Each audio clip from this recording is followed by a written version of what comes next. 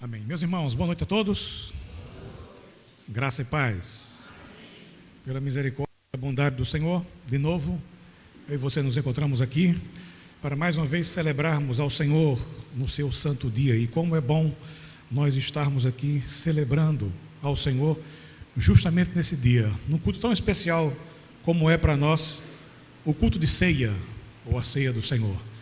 E você deve ter acompanhado nos telejornais essa semana que o mundo, de certa forma o mundo, mais a Inglaterra, comemorou os 70 anos de reinado do seu monarca que passou mais tempo no trono, né? O reinado que tem demorado mais na Inglaterra, a Rainha Elizabeth, né?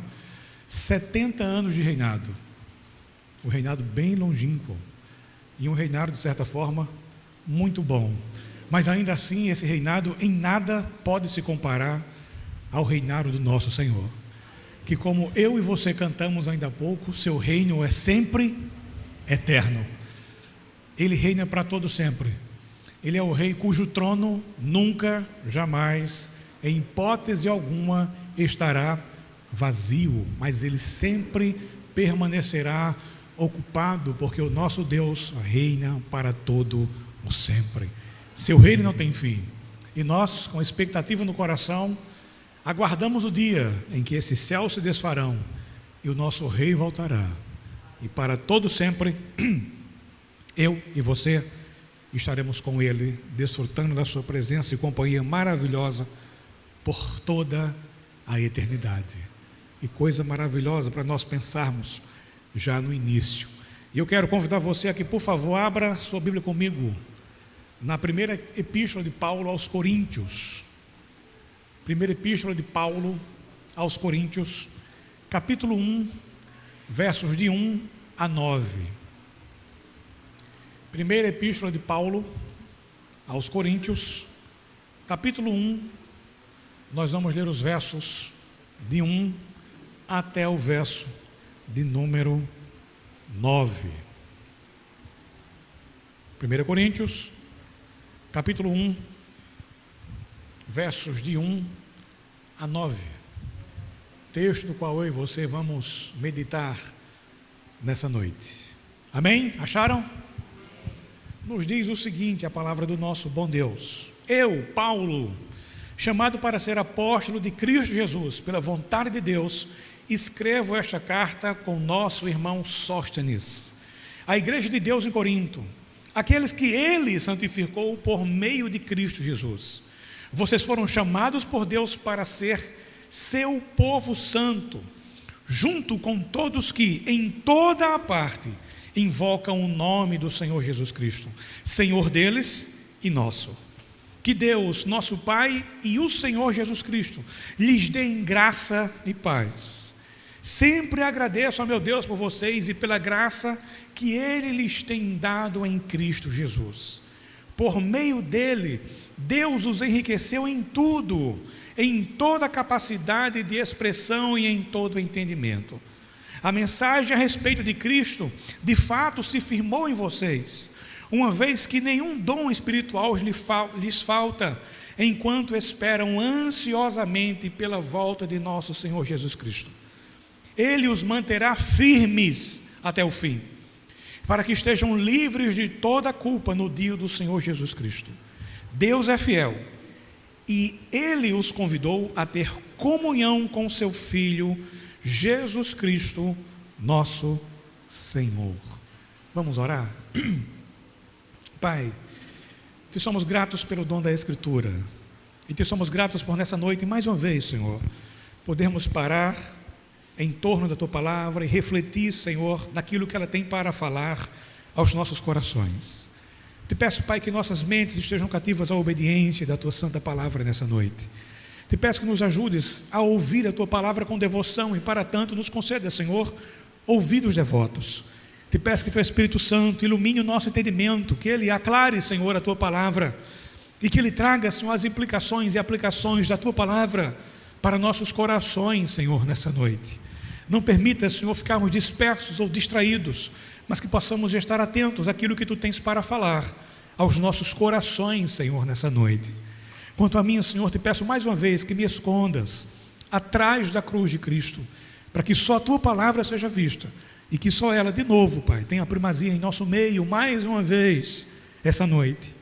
E meu Senhor, que apesar dos meus pecados, das minhas falhas, defeitos e incontáveis, Senhor, limitações, que tu não me permitas atrapalhar a exposição da tua palavra, mas que tu me concedas bom êxito, para que eu possa expô-la, Senhor, com fidelidade, para a glória do teu nome, para a edificação do teu povo e para a expansão do teu reino. Conceda-nos, ó Deus, bom êxito nessa noite mais uma vez. É a nossa oração a ti, em nome de Cristo Jesus. Amém. Obrigado, Marcos, pela água. Me perdoe, porque ao longo do sermão você vai ouvir diversas vezes esse né? Porque minha garganta ainda não está 100%. Infelizmente essa gripe foi uma gripe daquelas enviadas, né? 15 dias já, e ainda não estou bem, 100% ainda, né? Ainda estou com algumas sequelas, mas vou ficar pela glória do Senhor, e isso não nos impede de pregar a palavra do Senhor nessa noite. Só me perdoe quando eu fizer o que eu acabei de fazer agora, né? Que devo fazer aí diversas vezes ao longo do sermão, mas não vai nos atrapalhar. Então vamos caminhar no nome do Senhor Jesus. Paulo escrevendo para a igreja mais problemática que já existiu no Novo Testamento, a igreja de Corinto. E Paulo escreve diversas coisas, como eles devem se comportar, como deve ser o culto, não é? Como eles deveriam portar-se quando reunidos para louvar ao Senhor, porque estava acontecendo diversos tipos de problemas na igreja de Corinto. Mas eu não quero falar sobre os problemas da igreja de Corinto, eu quero falar daquilo que nós encontramos na ceia do Senhor, naquilo que a ceia do Senhor representava para aqueles irmãos naquela época, e no que a ceia do Senhor representa hoje para mim e para você. E olhando para esse texto, parece que não, mas sim, nós podemos extrair alguns preceitos e alguns princípios que são úteis para nós naquilo que concerne o nosso entendimento com relação à ceia do Senhor. É o apóstolo Paulo falando para mim, falando para você sobre como devemos olhar para a ceia e o que essa ceia deve significar para o meu coração e obviamente também para o seu coração. E nós percebemos que o Senhor Jesus, Ele nos chama para nos lembrarmos da ceia. Foi uma das primeiras coisas que Ele falou: lembrem-se de mim, porque tanto eu quanto você, nós temos a facilidade de esquecer das coisas que são mais importantes em nossa vida. Nós temos muita facilidade em nos esquecer das coisas mais importantes das nossas vidas, devido ao ativismo, devido a tudo com aquilo que gravita em torno da nossa existência, devido à nossa cotidianidade, ao nosso dia a dia. Muitas vezes nós acabamos por esquecer daquilo que é mais importante para nós, ou daquilo que temos de mais importante em nossa vida.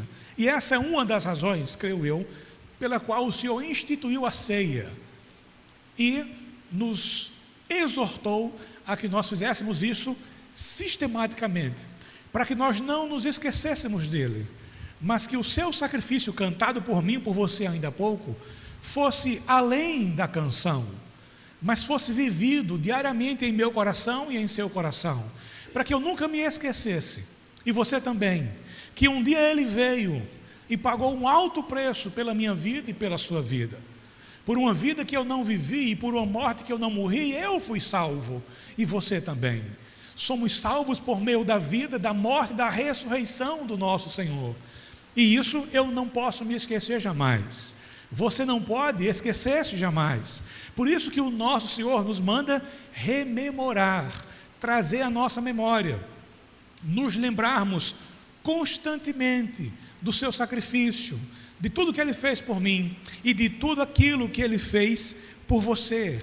E a ceia que nós celebramos nessa noite, ela é um lembrete da nossa relação especial, e eu diria não só especial, mas também essencial, que nós precisamos ter com o nosso Senhor Jesus.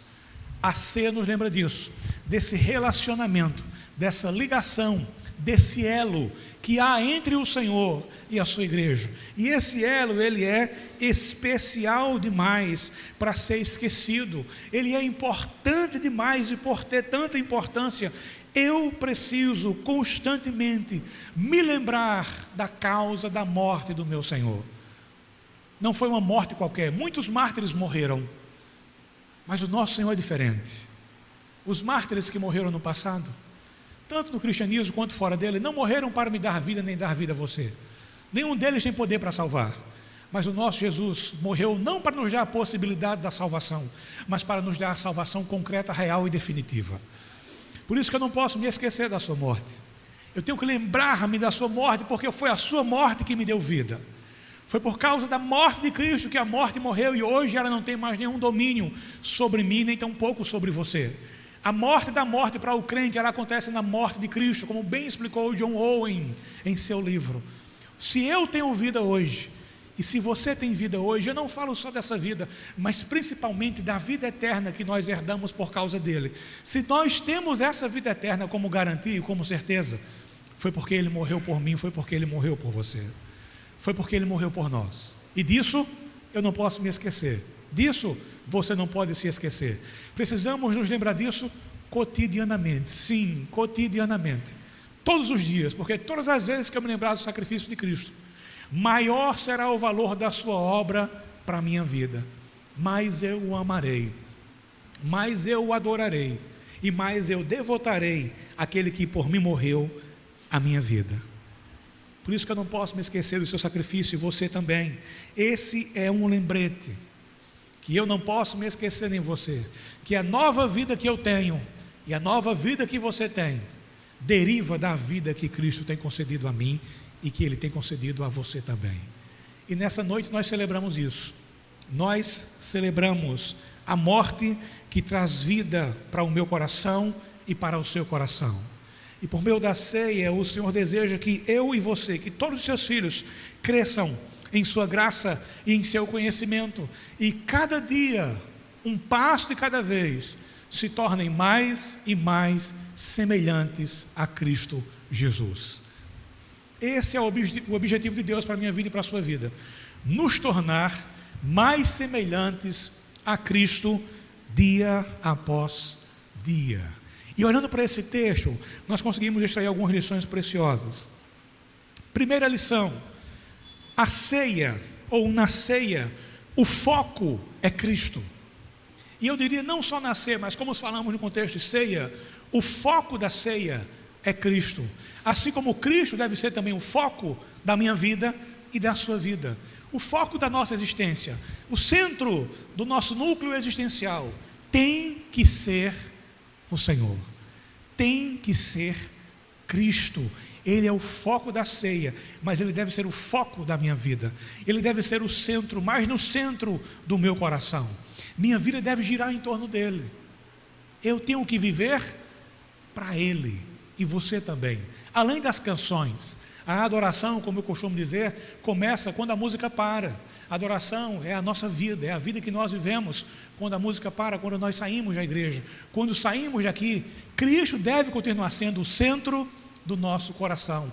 Ao sair da igreja, ao voltar para as nossas atividades, Cristo deve continuar sendo o centro da nossa existência. Então, Ele é o foco da ceia. E Ele é o foco, obviamente, também da nossa vida. Se você leu o nosso texto com atenção, nós lemos 9 versículos. Sabe quantas vezes Paulo faz menção de Jesus, ou Jesus Cristo, ou Cristo Jesus? 9 vezes. Em 9 versos, aparece 9 vezes a palavra Jesus. Paulo era um homem que respirava Cristo, corria Cristo nas veias de Paulo.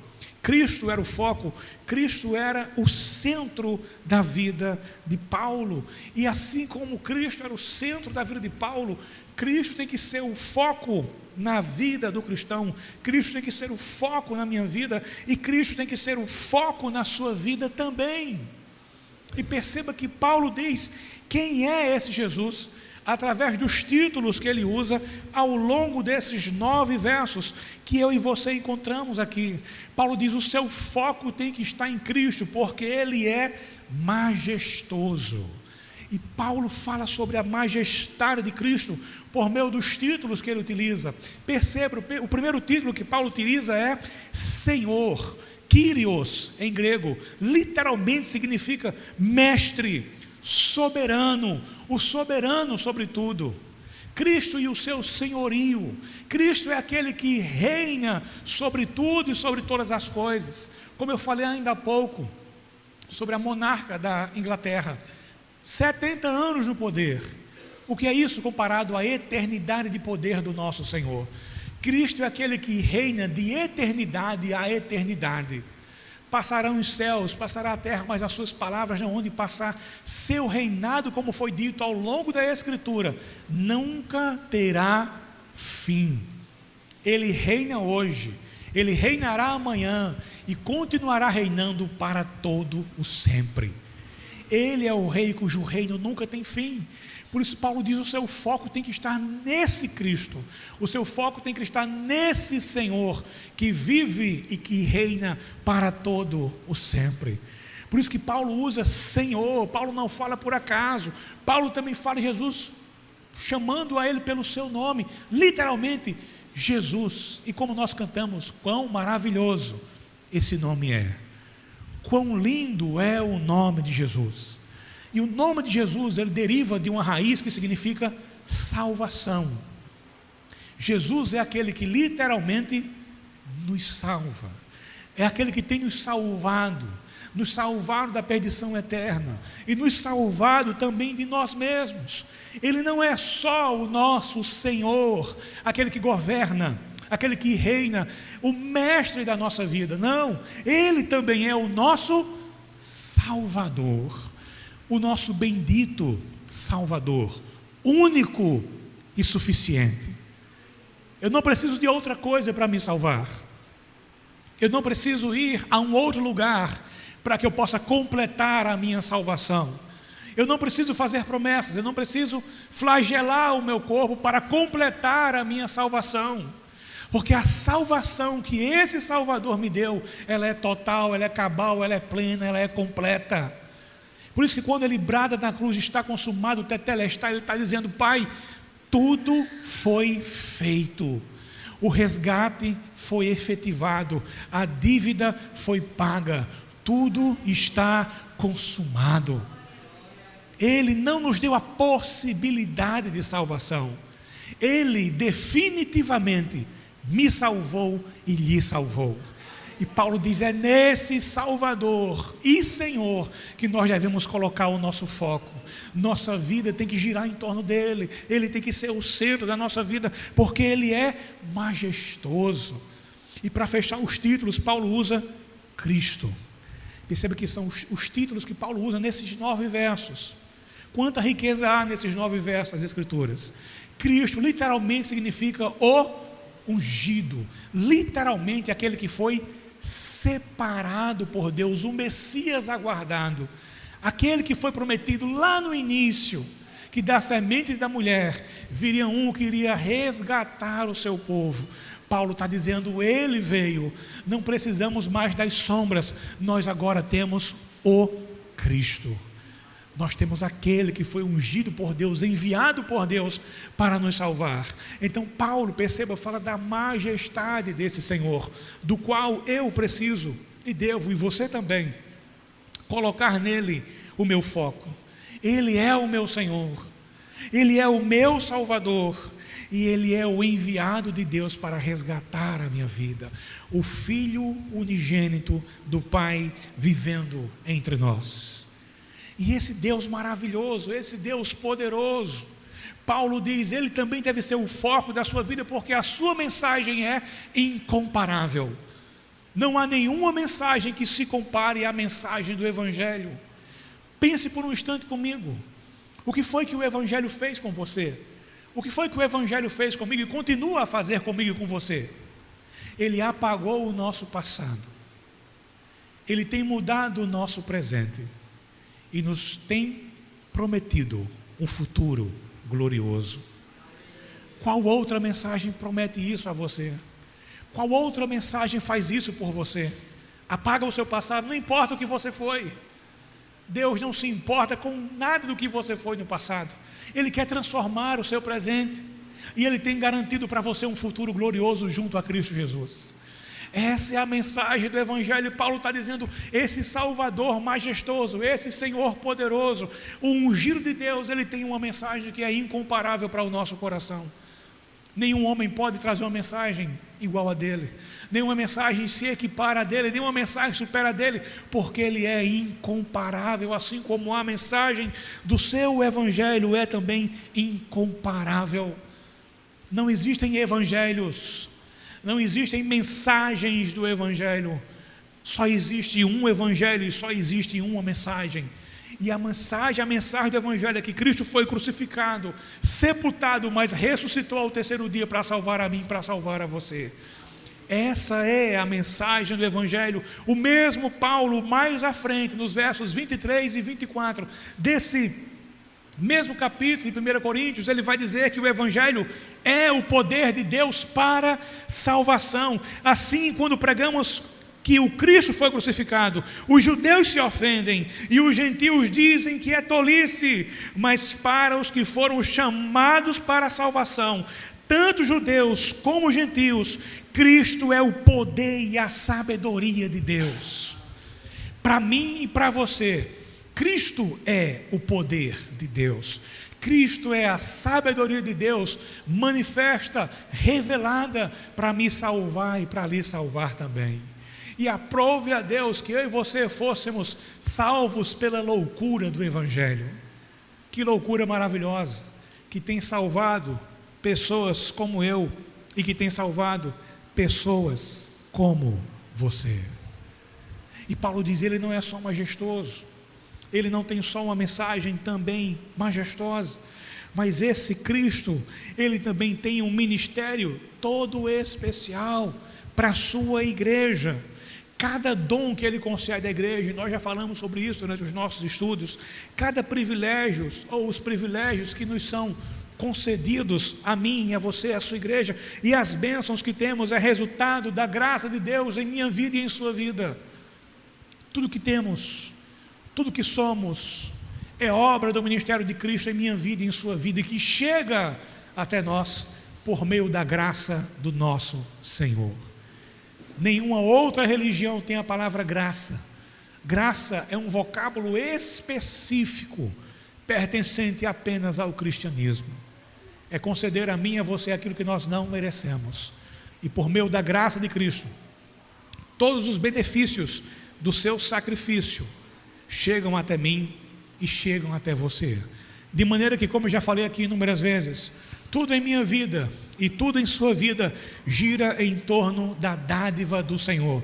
É dádiva do Senhor. Eu não tenho nada em mim, eu não tenho nada do que me gloriar, nem tampouco você. Nesse mesmo capítulo, lá no finalzinho, verso 31, Paulo vai dizer: aquele que se gloria, glorie-se no Senhor.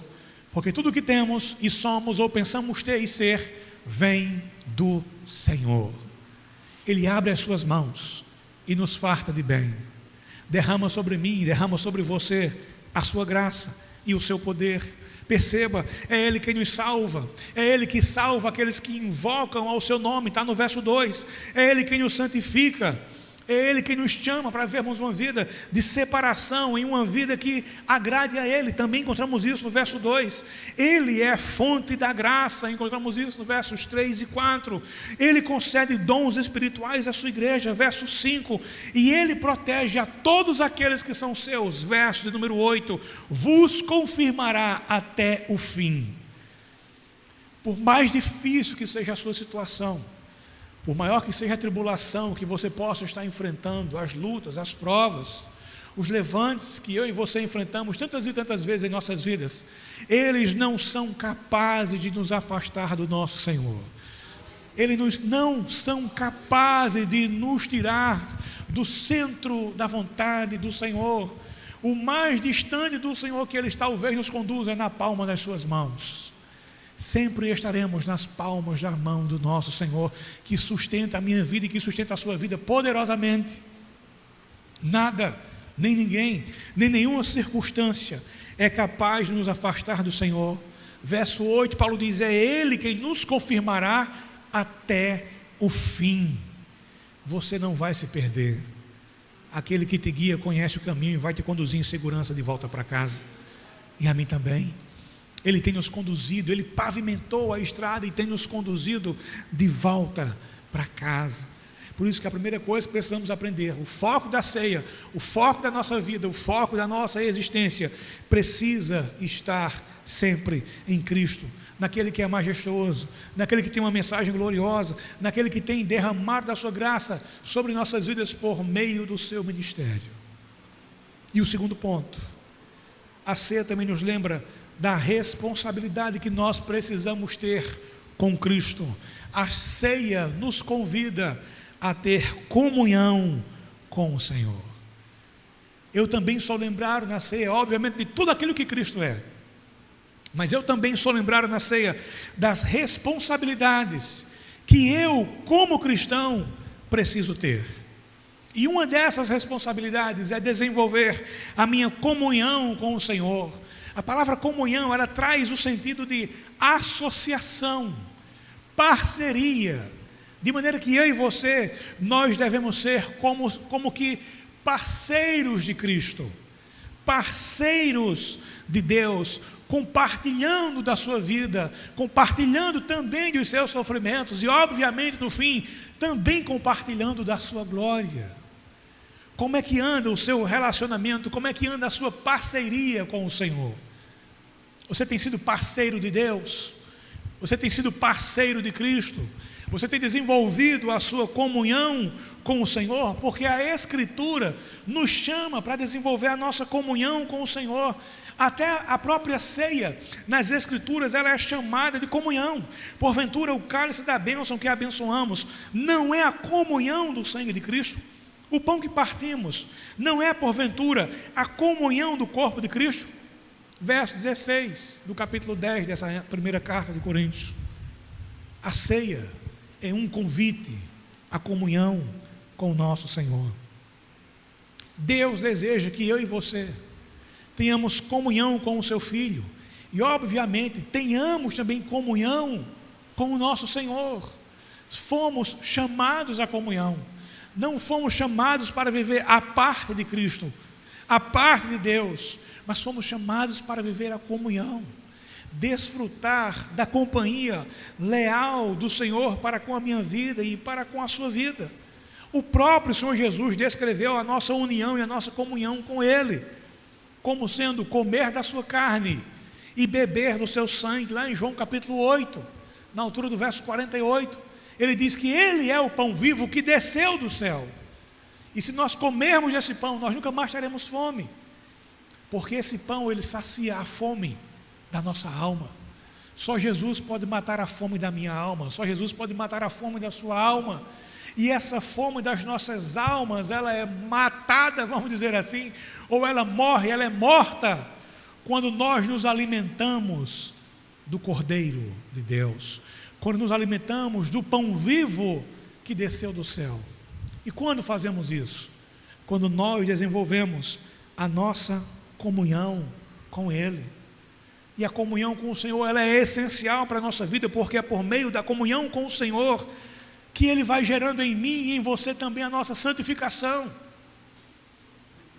Buscai a santificação e a paz com todos, ou buscai a paz com todos e a santificação, sem a qual ninguém verá o Senhor. Você tem pensado nisso? Tem gente que só tem buscado a paz com todos, mas tem se esquecido da santificação. Eu não estou dizendo que você tem que ser um santão, um santarrão, isso é religiosidade, não. Mas é buscar vencer a você mesmo dia após dia. É buscar ser um cristão melhor. Um cristão que agradece mais e murmura menos. Um cristão que fofoca menos e ora mais. Pelos seus irmãos, pela sua igreja, pelas situações como um todo. A santificação é desenvolvida em nossa vida por meio da comunhão que nós temos com o nosso Senhor. Quanto mais próximo de Cristo você estiver, mais santo você se tornará. Quanto mais distante de Cristo, da sua comunhão você estiver, menos santo você será. Mais você vai dar valor às coisas do mundo, mais você negociará os valores do mundo, em detrimento aos valores de Deus. E se tem uma coisa que sistematicamente, paulatinamente e em doses homeopáticas é dada a mim e a você, religiosamente todos os dias, são preceitos e conceitos anti e contra Deus. A mídia, basicamente todos os meios midiáticos, têm trabalhado contra Deus. Nós vemos isso aí nas ideologias de gênero, por exemplo. Todos os dias. Agora é impossível você assistir alguma coisa que não tenha uma ideologia de gênero. Uma série, um filme. Novela eu nem falo, né?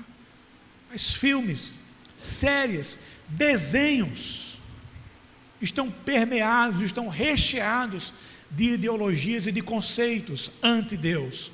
E qual é o sentido disso? Qual é a finalidade disso? É de que em doses homeopáticas, pequenininhas, mas consistentes, constantes, a minha mente e a sua mente sejam transformadas, sejam moldadas pelos valores do mundo, para que dentro em pouco a gente olhe para uma determinada situação e diga: tudo bem, isso é normal, é natural que isso aconteça, não tem problema nenhum. E você começa a achar não só natural, mas você também, depois de um tempo, começa a defender essas práticas. Não, o que é que tem que fazer isso? Deus não é amor? Então Deus entende, Deus compreende, Deus sabe disso. E depois você vai começar a dar passos cada vez mais profundos, até você começar a questionar a própria existência de Deus. Será que Deus de fato existe? Será que de fato pode ser provado a existência de Deus? Será que existe alguma prova ontológica sobre a existência de Deus?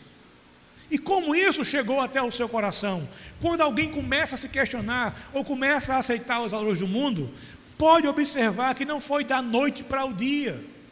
Aconteceu em um processo, baseado no que ele ouvia, baseado no que ele via, sem que percebesse, talvez, ele foi doutrinado.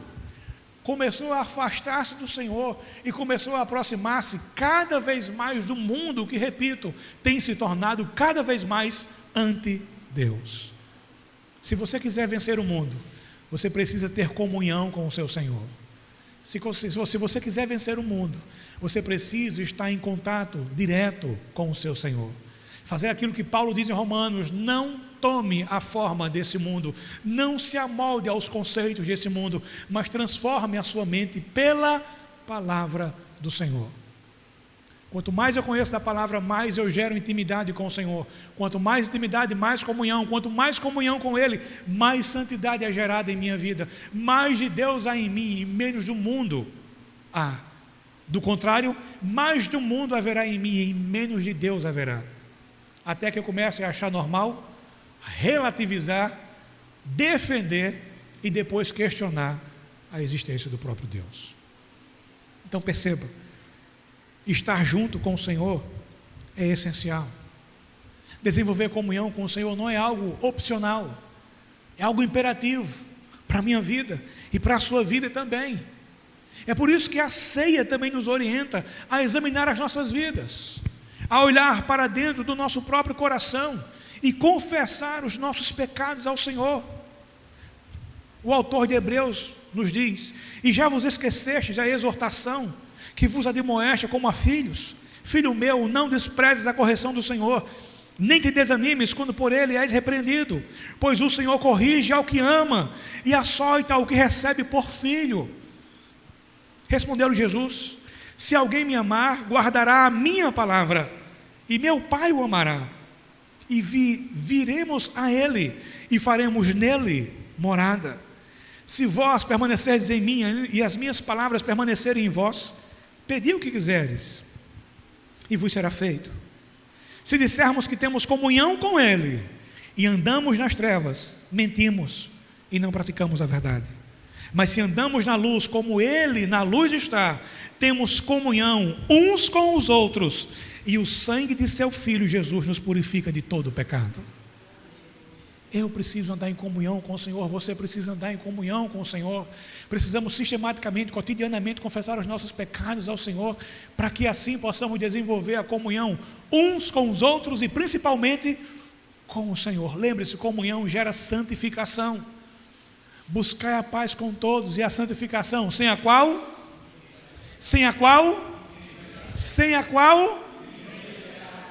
quer ver a Deus? Você espera um dia ver o Senhor Jesus? Espera um dia encontrar-se com Ele em novos céus e em nova terra? Busque a santificação. e a santificação se adquire por meio da comunhão que é gerada com Ele. Ame o seu Senhor, relacione-se com Ele, desenvolva a sua comunhão com Ele, e uma vida de santidade será gerada, nascerá em seu coração para a glória do Senhor. A receita é muito simples: mais de Deus, menos de mim. Mais de Deus, menos de mim. Quando? Todos os dias. Até quando? Até o dia em que o Senhor retornar. Se eu não fizer isso, se você não fizer isso, se nós não nos examinarmos, se nós não buscarmos estar em comunhão com o nosso Senhor, nós iremos perecer. Fatalmente, nós iremos perecer. É isso que a ceia também nos ensina. Mas, se julgássemos a nós mesmos, não seríamos julgados. Quando, porém, somos julgados pelo Senhor, somos corrigidos para não sermos condenados com o mundo. Por isso que eu preciso estar perto do Senhor. Quanto mais perto dele eu estou, quanto maior é a minha comunhão com Ele, maior é o meu senso de pecado, maior se torna a obra de Cristo para mim, maior se torna o valor do Senhor para mim. E eu vou querer cada vez mais estar perto dele e mais distante dos valores do mundo que fatalmente me distanciam do Senhor.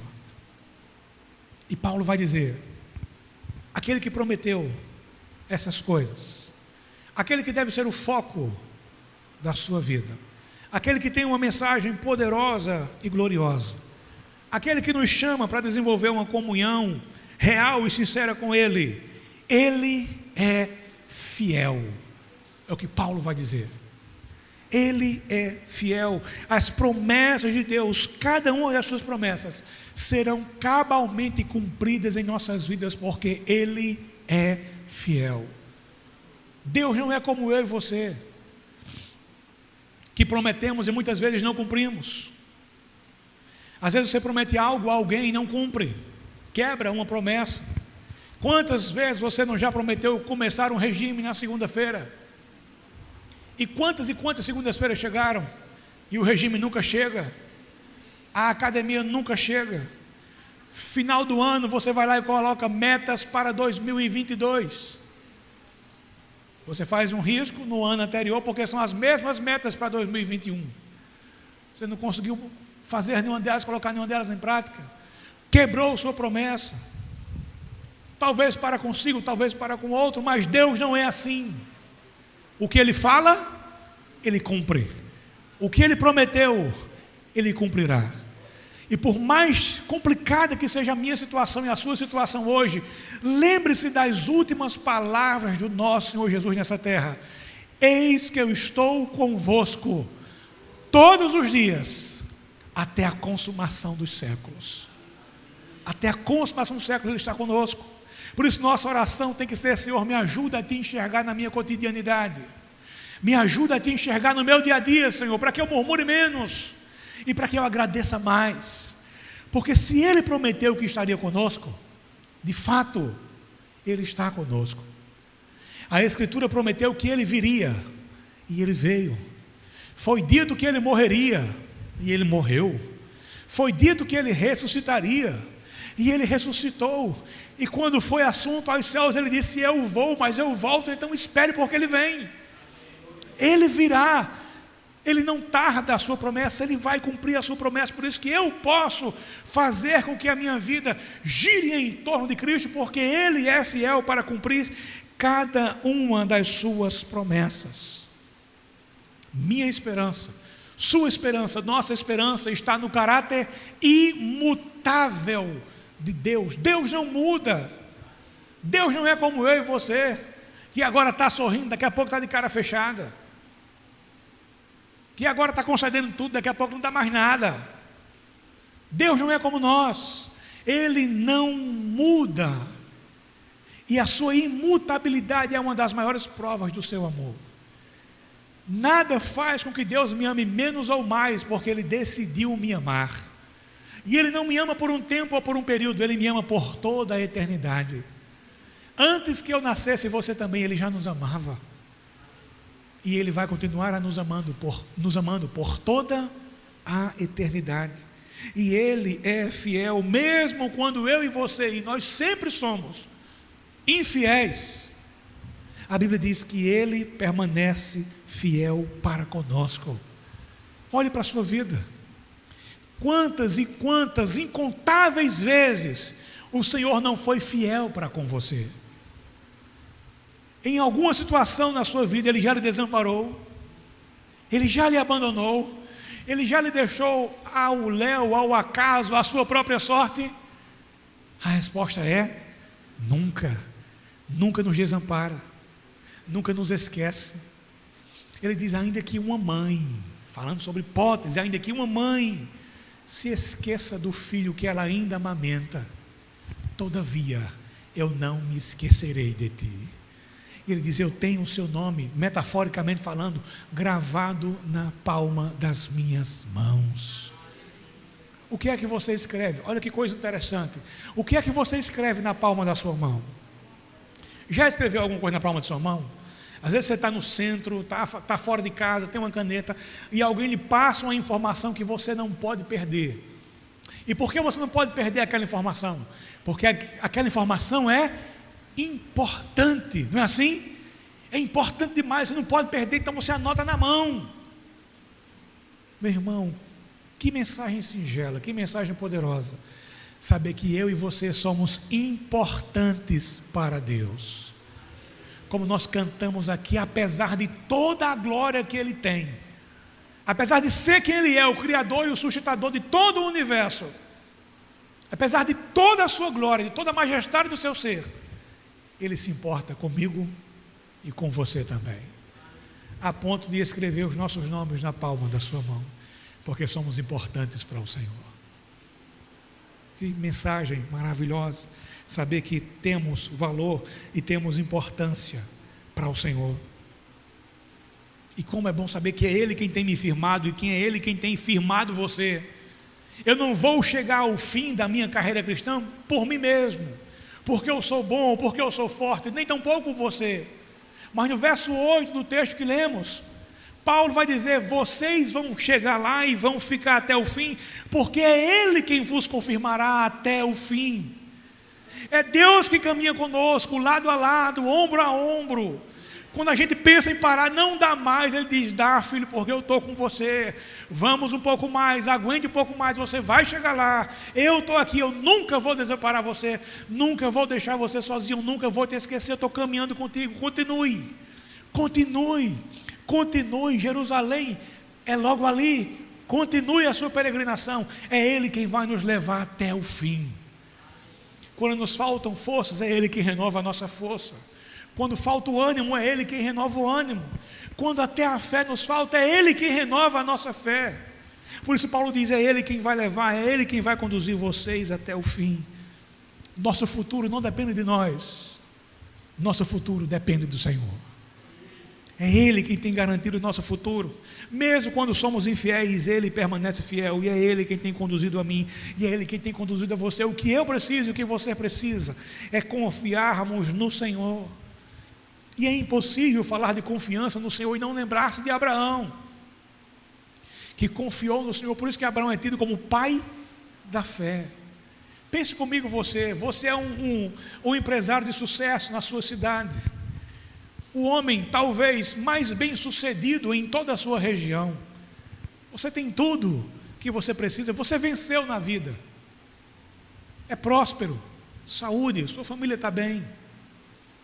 Do nada, Deus aparece para você e você não conhecia a Deus. Você talvez nem tenha ouvido falar de Deus, mas esse Deus aparece para você e diz: olha, sai da tua terra, sai do meio da tua parentela e vai para um lugar que eu vou te mostrar. Você iria? Um Deus que você nunca ouviu falar chega para você e diz: olha, deixa tudo que você tem aí, toda essa sua estabilidade, inclusive a sua parentela. E Ele não disse para onde Abraão ia. Ele diz: e vai para um lugar indefinido, que eu te mostrarei. Você ia? Será que eu ia? Acho que não. Mas Abraão foi. E não foi só esse episódio que marcou a vida de Abraão. Deus havia prometido que através da descendência de Abraão, todas as famílias da terra seriam abençoadas, inclusive a minha e a sua. E para que isso acontecesse, ele precisava de um descendente. E ele não podia ter filhos. Mas Deus lhe concedeu o filho da promessa, que foi Isaque. Mas chega um determinado dia que Deus diz: Isaque, Abraão, eu quero que você sacrifique Isaque a mim. E Abraão disse: não, Senhor, de maneira nenhuma, eu não vou fazer isso não. O Senhor me prometeu que através do meu filho eu seria pai de uma grande nação, de uma numerosa multidão, que através de mim, da minha descendência, todas as famílias da terra seriam benditas. Eu não vou fazer isso não, eu não vou sacrificar meu filho. Foi isso que Abraão fez? Não. Abraão disse: assim será, Senhor. E pega o seu filho. Imagine a cena, você que é pai. Imagine a cena, você que é mãe, você que tem só um filho, filho único. Se Deus aparecesse hoje para você como ele apareceu para Abraão, e pedisse a você: eu quero o seu filho, você daria? Você faria o que Abraão fez? Talvez agora você comece a entender porque ele é chamado de o pai da fé. E não só o pai da fé, mas o único personagem na Bíblia que é chamado de amigo de Deus. Tamanha era a confiança que Abraão tinha em Deus, a ponto de Deus chamá-lo de Abraão, meu amigo. Não era Abraão que dizia: Deus é meu amigo. Todo mundo diz que é amigo de Deus, não é assim? Eu sou amigo de Deus, você diz que você é amigo de Deus. Outra coisa é Deus dizer que é nosso amigo. Mas Deus disse a Abraão: Abraão, meu amigo. E Abraão vai e oferece Isaque. Mas Abraão cria que Deus era poderoso para trazer Isaque de volta à vida e cumprir a sua promessa. É isso que nos diz lá em Hebreus, capítulo 11, versos 17 a 19. Pela fé, Abraão, ao ser posto à prova, ofereceu Isaque como sacrifício. Abraão, que havia recebido as promessas, estava disposto a sacrificar seu único filho, embora Deus lhe tivesse dito: Isaque é o filho de quem depende sua descendência. Concluiu que, se Isaque morresse, Deus tinha poder para trazê-lo de volta à vida, e em certo sentido, recebeu seu filho de volta dos mortos. Abraão cria no Deus que pode todas as coisas. Você crê? Seu coração está no Deus que pode todas as coisas? Você confia no Deus que pode todas as coisas? Você deseja desenvolver a sua comunhão com esse Deus que pode todas as coisas? Faça isso, porque nós chegamos então ao nosso último ponto, que é o nosso futuro com Cristo.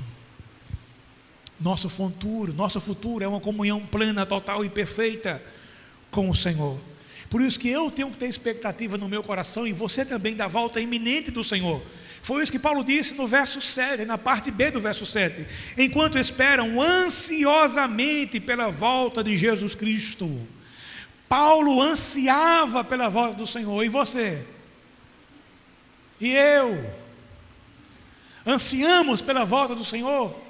Ou você está tão envolvido com as coisas do seu dia a dia que você nem lembra que Ele vai voltar? Paulo vivia com expectativa no coração de que o Senhor voltaria. Nós precisamos de novo viver com essa expectativa no coração. Tito capítulo 2, versos 13 e 14. Enquanto aguardamos esperançosamente o dia em que será revelada a glória do nosso grande Deus e Salvador, Jesus Cristo. Ele entregou sua vida para nos libertar de todo pecado, para nos purificar e fazer de nós o seu povo inteiramente dedicado às boas obras. Precisamos viver na terra com a cabeça no céu, na expectativa e com ardente esperança de que o Senhor vai voltar, porque quando Ele voltar, nós seremos completamente transformados, e para todo sempre viveremos sem as limitações que temos hoje, e sem os pecados que tantas vezes me levam e lhe levam também ao choro. Nós seremos aperfeiçoados, é o que diz o verso 8, e Ele os manterá firmes até o fim, para que estejam livres de toda a culpa no dia de nosso Senhor Jesus Cristo. No dia que o Senhor se manifestar, nós poderemos comparecer diante dEle por causa do seu sacrifício, porque é Ele que nos mantém firmes, é Ele que nos mantém de pé. Seu sacrifício é eterno, é vitalício sobre minha vida e sobre sua vida. No dia que esses céus se desfizerem, em que o Senhor retornar, os filhos de Deus estarão diante de Cristo irrepreensíveis. Nós apareceremos diante do Senhor com total ausência de acusação por parte do nosso acusador, porque o sacrifício de Cristo alcançou a minha vida e alcançou a sua vida também. E agora não existe mais nenhum tipo de condenação para mim, para você, porque toda a minha culpa e toda a sua culpa foi imputada em Cristo, foi lançada sobre Ele, para que eu e você pudéssemos ter vida. Toda a glória seja aquele que é poderoso para guardá-los de cair e para levá-los com grande alegria e sem defeito à sua presença gloriosa. Judas, versículo 24. Agora, portanto, já não há nenhuma condenação para os que estão em Cristo Jesus. Você está em Cristo? Você está em Cristo? Então não há mais nenhuma condenação para a sua vida, não há mais nenhuma condenação para a minha vida. Nós só aguardamos o dia em que Ele voltará, para que estejamos diante dEle, irrepreensíveis por causa dEle mesmo, sem culpa, sem mácula, sem mancha, irrepreensíveis diante do Senhor. Quem se atreve a acusar os escolhidos de Deus? Ninguém, pois o próprio Deus nos declara justos diante dEle. Quem nos condenará então? Ninguém, pois Cristo Jesus morreu e ressuscitou e está sentado no lugar de honra à direita de Deus, intercedendo por nós. Romanos capítulo 8, versos 33 e 34. Ele tem intercedido por nós.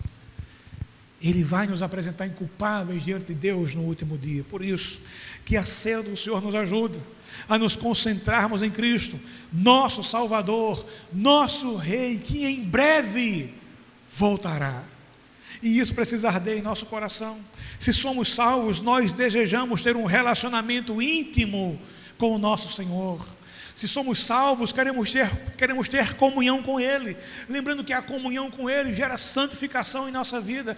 E a santificação é um pré-requisito se nós quisermos ver ao nosso Senhor. Se quisermos que nada nos atrapalhe, que nada nos embarace em nossa comunhão com Ele, nós precisamos, dia após dia, conhecê-lo cada vez mais. E por fim, a ceia do Senhor nos leva a examinar as nossas vidas e a confessar os nossos pecados. Por isso, eu quero convidar você nessa noite a crescer na graça e no conhecimento daquele que lhe amou e continua lhe amando, daquele que se entregou por você definitivamente, e daquele que lhe chama e me chama e que nos chama para desenvolver uma vida de comunhão plena e total para com Ele. Eu quero convidar você a fazer isso nessa noite.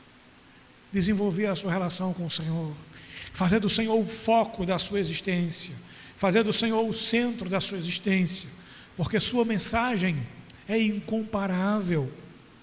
A sua presença em nossa vida, ela é real, e Ele nos chama para desenvolver essa comunhão pessoal e intransferível, minha e sua, para com Ele. Vamos orar. Senhor, que somos gratos pela Tua palavra, que nos orienta, Pai, nessa noite, a desenvolver a nossa vida e o nosso relacionamento em torno de Cristo Jesus.